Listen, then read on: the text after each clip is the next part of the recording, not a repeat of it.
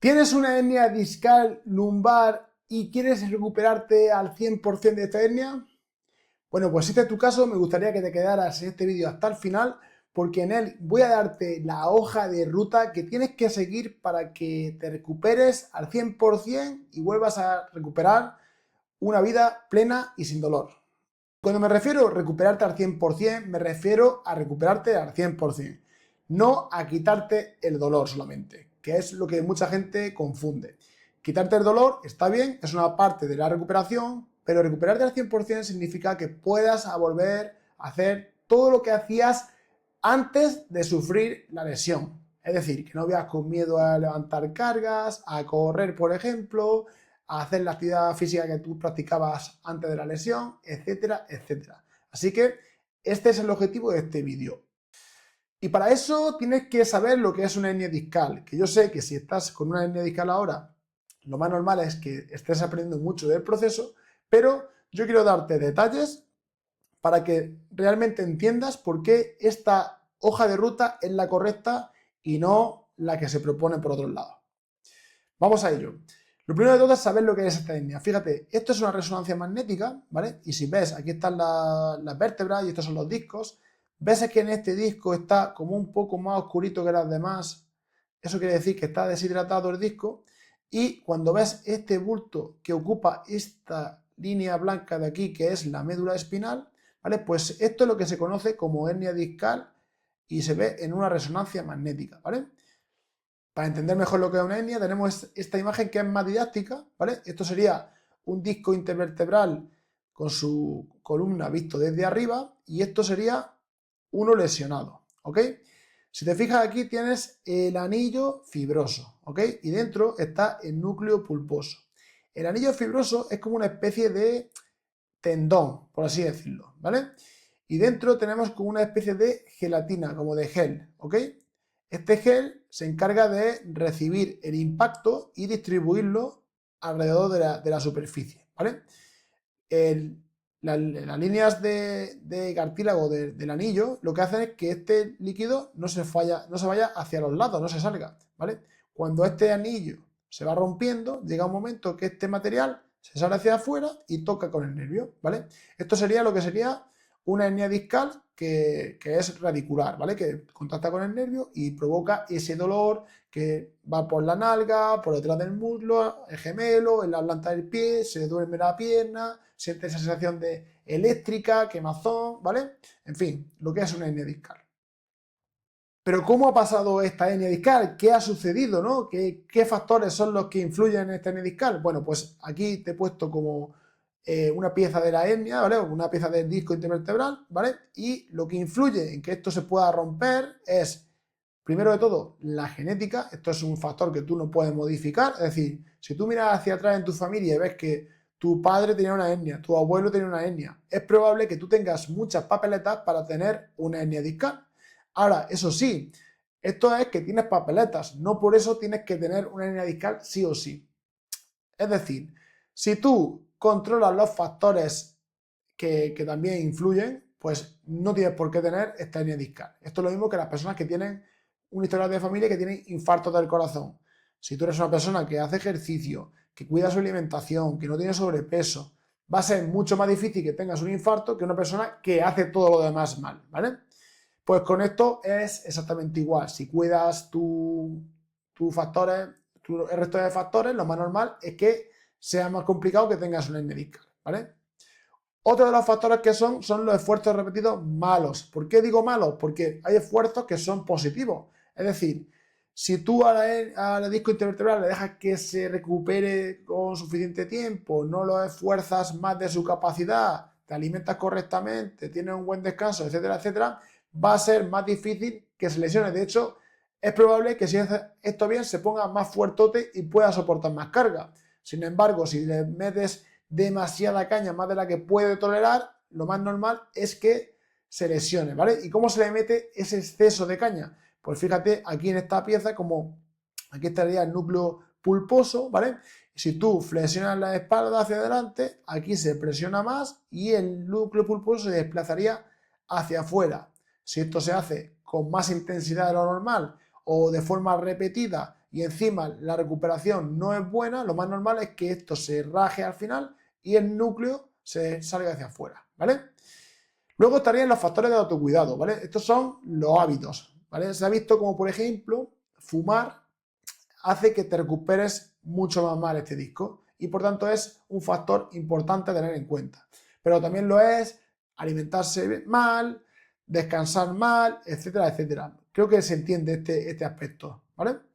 Y luego, obviamente, el desacondicionamiento físico es una de las grandes y más cosas más importantes y te lo voy a explicar en la siguiente diapositiva. Fíjate qué cantidad de musculatura que tienes en la espalda que si no trabajas, pues obviamente va a ser negativo para tu disco intervertebral. Esto sería como la musculatura más interna que está justamente al lado del disco intervertebral, ¿vale? Todo esto son un grupo de erectores espinales, ¿vale? Y esto sería la musculatura más superficial, pues sector dorsal, los glúteos, en fin, un montón de musculatura que hace de dos cosas, soporta, es decir, ayuda a soportar y después te mueve. Entonces, si no te mueves bien y encima tu musculatura es flojita y no soporta carga, pues lo más normal es que se lleve toda la carga del disco y por tanto sea más fácil que el disco se lesione. Pero es que también está esto, es que no solamente la musculatura, es que es cómo me muevo en mi día a día. Si no hago nada de esfuerzo y mantengo una flexión sostenida en ese disco. Si hago esfuerzo pero tengo mala postura, mala higiene postural a la hora de hacer esos esfuerzos repetidos. Si encima cuando hago esos esfuerzos repetidos levanto cargas. Esto ayudaría, esto sería totalmente negativo. O sea que no solamente fortalecer la musculatura, es también cambiar aspectos de tu vida que no estás teniendo en cuenta y que seguramente están influyendo en esa lesión. Y lo que hemos dicho, los hábitos, qué importantes son los hábitos. Si fumo, si como mal, si no descanso por la noche, todo eso influye en la recuperación del disco y por tanto en la más pronta lesión. Por supuesto que sí, esto es fundamental. Entonces, no se trata solamente de fortalecer y entender la lesión, es que se trata de también cambiar el resto de tu vida, ¿vale? Y esto es importante. ¿Y cómo lo recuperamos? Es que es fundamental las opciones de recuperación, porque en unas opciones vas a recuperar lo que hemos nombrado anteriormente y en otras no. Por ejemplo, vamos a comparar la operación con un tratamiento conservador, es decir, el tratamiento conservador sería fortalecer esa musculatura, aprender esas posiciones adecuadas, alimentarnos correctamente, mejorar nuestros hábitos, ¿vale? Eso sería el tratamiento conservador, ¿vale? Y luego está la operación. Obviamente la operación es mucho más rápida porque si yo cojo un bisturí, me meto aquí y quito este bultito que está ocupando, pues en el momento cuando sales de la operación el bulto está fuera y el dolor ha disminuido. Pero te pierdes muchas cosas, te pierdes todo lo que aporta el tratamiento conservador, es decir, todo el aprendizaje de qué musculatura tienes que fortalecer, qué movimientos hacen que tenga más dolor, porque tú cuando tienes dolor aprendes qué movimientos te generan más dolor.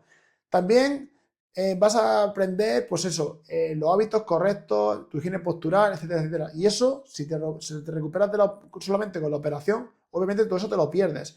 Y otra cosa que no nos cuentan es que con una operación podemos tener efectos secundarios totalmente irreversibles, es decir, que no vuelvas a hacer la vida que antes hacías porque hay una cosa que se ha producido en la operación y que es totalmente irreversible y va a tener que condicionar toda tu vida después.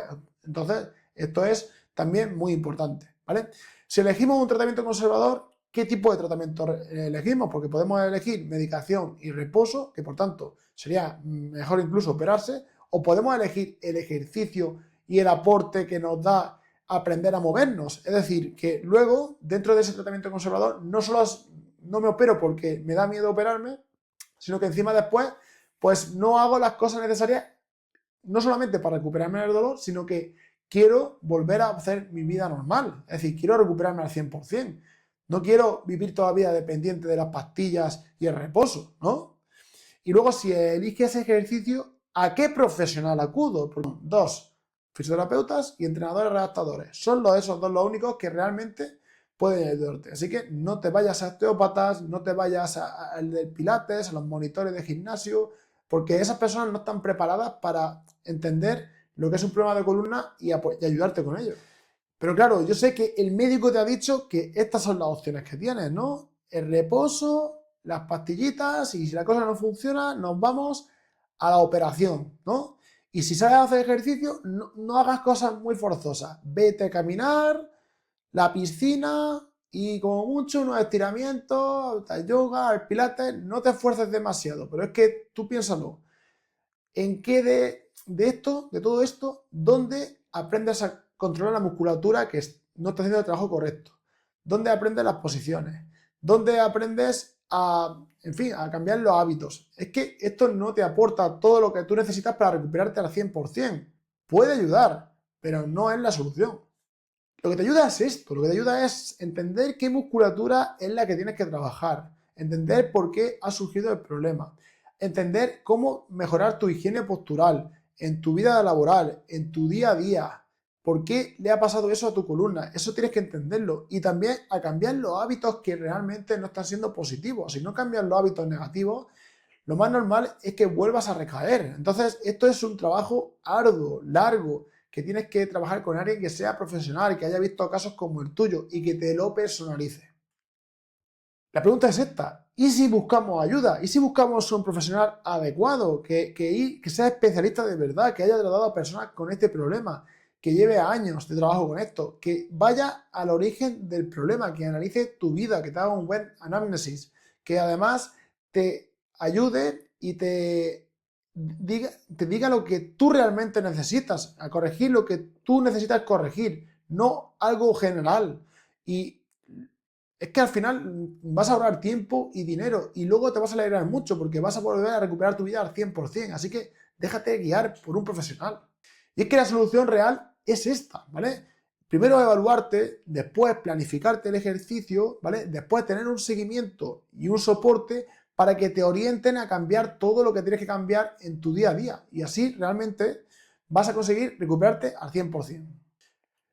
Y si quieres que yo te ayude, pues es bastante sencillo. Lo único que tienes que hacer es, te vas al perfil y entras en el enlace, ahí reservas una cita conmigo, vemos tu situación y si te puedo ayudar, ten por seguro que te voy a echar un cable. Así que ya sabes, espero que te haya gustado este vídeo, espero que entiendas cuál es el camino correcto y sobre todo que si necesitas algo, contactes conmigo. Hasta luego.